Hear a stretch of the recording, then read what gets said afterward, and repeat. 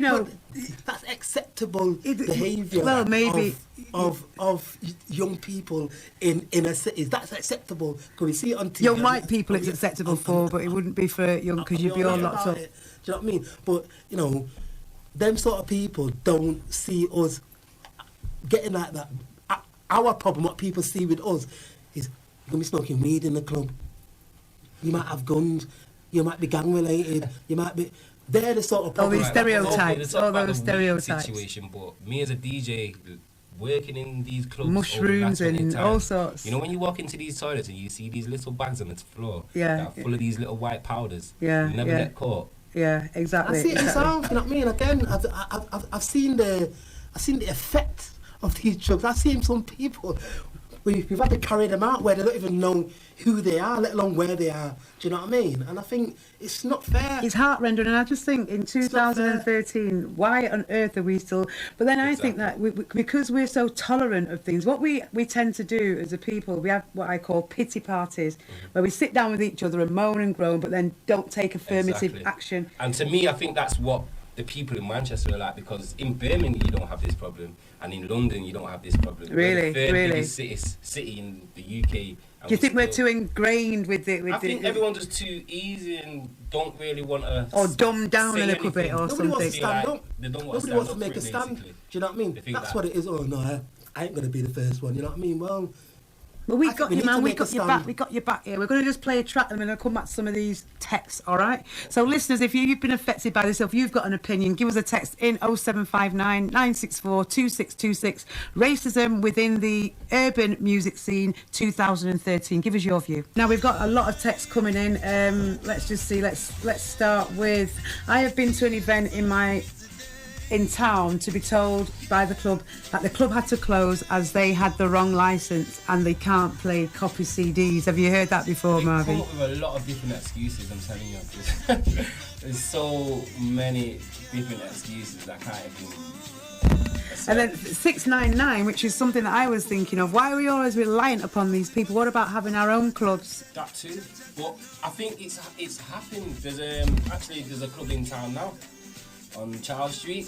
It was the old Bass Lounge, but it's now called Project 42. And to tell you the truth, the lady who's managing the place has had so many problems from the police and the licensing people, and to where they've actually thought of giving up. Really? But I've actually said, no, I'm not going to give up. You're going to actually stay in and make sure this actually works, because it is a decent venue, and a lot of people came there on the New Year's Eve, enjoyed themselves, not one piece of trouble, except for when there was two drunken people in the club, which wasn't black, and wanted to cause problems because they thought other black people had stolen their coat. When they found out that they were too drunk, that they actually misplaced their coat, and they actually felt ashamed to come back and trying to blame a black person for robbing it, and this is why we don't come to these black clubs. And then in the end, it was she misplaced her coat. Oh, so no apologies. No apologies. They actually wanted to try and attack one of the members of staff, and I won't say anything. You see, I mean, that's why I've got a lot of respect for the people like at Westwood Street, and we have the PSV, which was run by the bus drivers. Big respect to every one of them and their families. I know a lot of them have passed now. Also, there was the Nile, the Reno, Carmore Road. We've got to support. You see, the thing is, we don't support our own venues. Is the other thing. We're quick to run and want to go into town because I don't know, but then we have our own venues that people don't use it. As a doorman, again, this is another problem that I could bring up. As a doorman, you see, when I work, it's like I work on Cheshire Lounge, the man them come and it's all, man, peer that and rare and da. And then send them home. See, when I work on Warehouse Project, they'll buy the ticket, they'll come correct. No bad man this. So then one might argue then that this is why these people don't want you in their clubs, because you're coming and don't want to pay your money. They only do that when it's black people's venue, because they know that dupping all to frighten. You get me? When you go warehouse, there's police. They There's all know they can't get away with it in town. 50 so. doormen there. But you see, when they come Cheshire Loud, there's only 4 of us on there, and it's a black man's event. It's a black man on Do the you let floor. them in? They're coming. They get in, but they have to pay something. They pay something. They have to make a They may not pay the donation.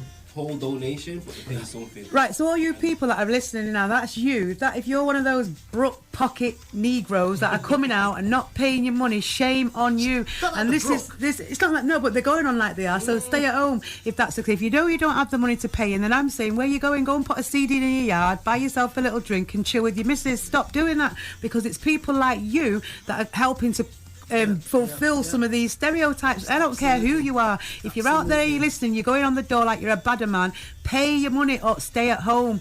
Simple as. If you got money, you should be able to. Exactly. And